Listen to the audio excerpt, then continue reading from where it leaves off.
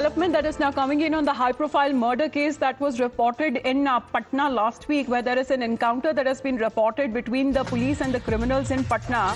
And what is now being said that a criminal identified as Vikas has been killed. Vikas, also known as Raja, who is now been killed, is said to be the source of the Gopal Khemka murder case, from whom Umesh Yadav had taken the weapon. Vikas is said to be the alleged arms suppliers, and Umesh Yadav was said to be the alleged shooter who was taken into custody by the police itself. So quickly we are looking at, as far as the crackdown in the case is now concerned. Saket हमारे साथ phone पे जुड़े हुए हैं। साकेत, तुरंत police action में आती हुई नजर आ रही है। गोपाल खेमका मर्डर केस में पहले जो आरोपी बताया जा रहा है, जो शूटर है, उसे गिरफ्तार किया गया, और जो शूटर ने जो उसको आर्म सप्लाई करे थे, अब उसका बताया जा रहा है एनकाउंटर कर दिया गया है, तो उसके बारे में जानकारी दीजिए।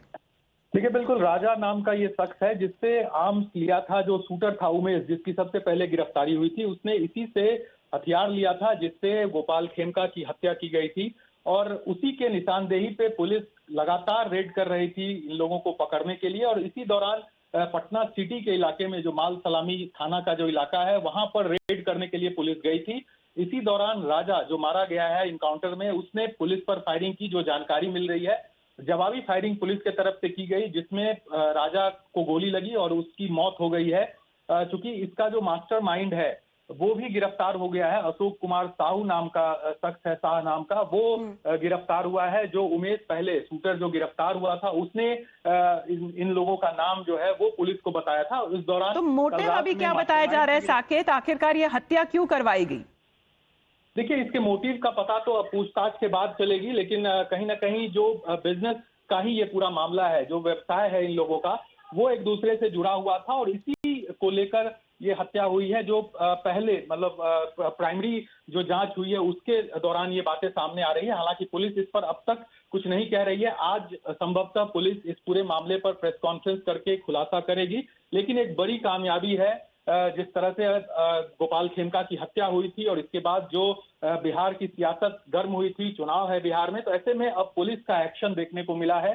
पहले तो शूटर को गिरफ्तार किया गया, उसके बाद जो मास्टरमाइंड है उसको गिरफ्तार कर लिया गया, और अब जब शूटर को, जिसने हथियार मुहैया कराया था, उसे भी पुलिस ने इनकाउंटर में मार गिराया है। तो लगातार तो केस जिस तरीके से तेजी से आगे बढ़ रहा है साकेत, क्या माना जाए पुलिस की तरफ से कि ये केस अपने आप कंक्लूजन पे अब पहुंच चुका है? गोपाल खेमका हत्याकांड में जितने भी बड़े आरोपी है, या उन्हें मार गिराया गया या उन्हें गिरफ्तार कर लिया गया है?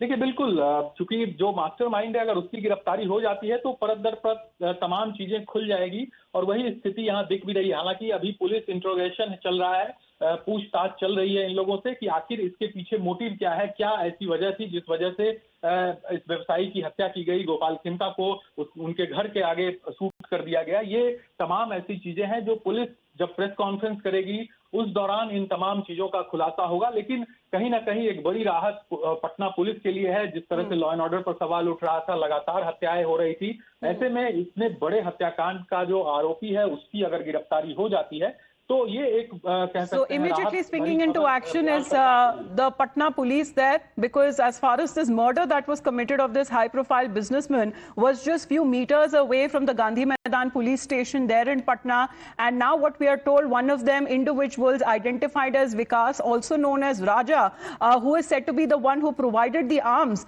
to the shooter in the case, who was nabbed by the police. He's now been killed in an encounter. What is being said that he fired at the police retaliated, and this encounter that is now being reported. Vikas, who is said to be the alleged arms supplier in this case, and the shooter has been identified as Umesh Yadav, who was said to be the alleged shooter, and he was picked up and he was nabbed by the police. The mastermind in the case is also in custody, but this is a big development that is now coming as far as the police encounter and police action in Gopal Khemka murder case. Let's talk about